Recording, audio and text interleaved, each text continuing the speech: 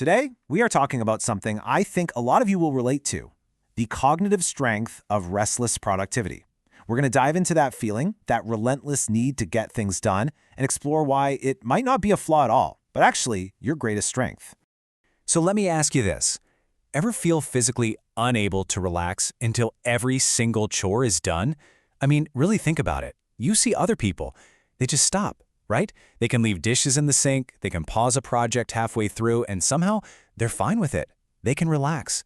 But for you, it's like a physical pull, this inability to truly rest until every last thing is checked off the list. And you know, society has a few choice words for people like us, right? You get called a workaholic or anxious, maybe a perfectionist. But what if all those labels are completely missing the point? What if this whole thing isn't a flaw you need to fix, but is actually a sign of some incredible cognitive strength? So yeah, this is about way more than just being a workaholic. To really get it, we have to go deeper than just work ethic. We need to look at how your brain is actually fundamentally wired. And here's the absolute key. This drive, it's not really about being anxious or just plain stubborn. It's a direct reflection of a really active, really complex mind. A mind that just processes reality in a completely different way. So think of it like this. It's a feature, not a bug, in your own personal cognitive architecture. Okay, so this unique wiring, it points to a core psychological principle that's running the show, your brain's deep, profound need for closure. And that leads us to this really cool concept called cognitive offloading. Here's a great way to think about it. Every single unfinished task is like an open app running on your computer. It's just sitting there in the background, draining your processing power, right? Well, completing that task, that's the only way to actually close the app. It frees up all those mental resources, and this is the important part. It sends a signal to your nervous system that says, okay, it's safe to rest now. And that signal is everything. Why? Because all that background mental noise from unfinished stuff, it keeps your nervous system in this constant low-grade state of alert. You know, like it's always waiting for the other shoe to drop. And that blocks your body from ever truly shifting into that rest and digest mode. So for a brain that's wired like this, finishing something isn't just a preference, it's literally a biological necessity to get any kind of genuine rest. So, the big question is, why is leaving things undone so agitating? Well, that brings us right to our next point. It's because you're driven by a need for absolute clarity. And this is a really key insight. For a mind like yours, one that just craves clarity, a task isn't just a list of things to do. No, it's a fully formed vision of the perfectly completed version. You can see it, right? You know exactly how it should look when it's done.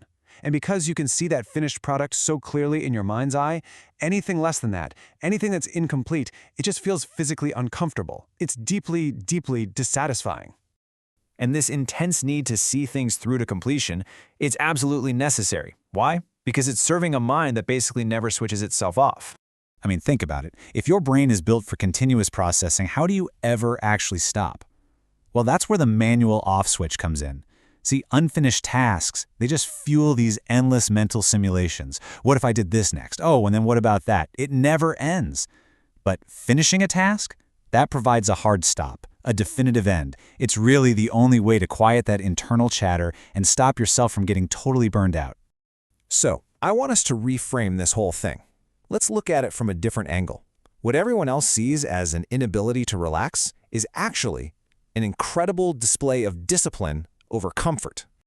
Just think about the choice you're making every single time. The easy path, the path of instant gratification, is to just sit on the couch, right? But you don't. You consciously choose delayed gratification. You choose progress over simple pleasure. You finish the chore so you can reach the goal. And let me tell you, that is not a weakness. That is a powerful act of high-level executive function. And the results of making that choice over and over again, they're huge. We know from psychology that people who can consistently choose progress over comfort, well, they tend to be more successful for sure. But here's the paradox. They also end up being calmer and feeling more in control of their lives down the road. So that relentless drive you have right now, you're actually building the foundation for your own future peace. Okay, let's wrap this up. Let's bring all these ideas together and talk about the incredible strength that's hidden inside what feels like a daily struggle. Now, if everything we've talked about today has felt really, really personal, I need you to hear this loud and clear. You are not broken. You are not just anxious.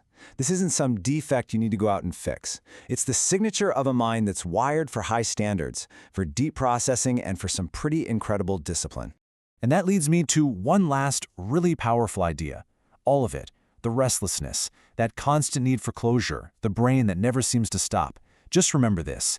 Your struggles are not flaws. They are simply the cost of depth.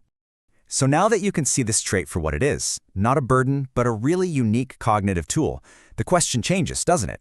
It's not, how do I stop this anymore? The real question is, how are you going to harness it? How are you going to use your unique wiring as your greatest strength?